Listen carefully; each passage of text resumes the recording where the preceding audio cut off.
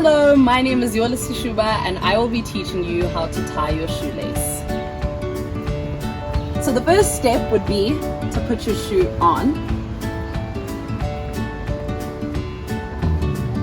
The second step would be to tighten up the laces.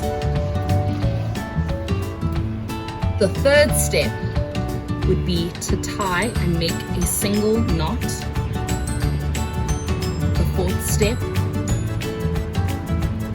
would be to make a bunny ear, to tie it around into another knot, and then the fifth step, with the loose side, you should make another bunny ear to tie around the bunny ear that you had made the first time into a knot again. And voila, there you have a simply tied shoelace.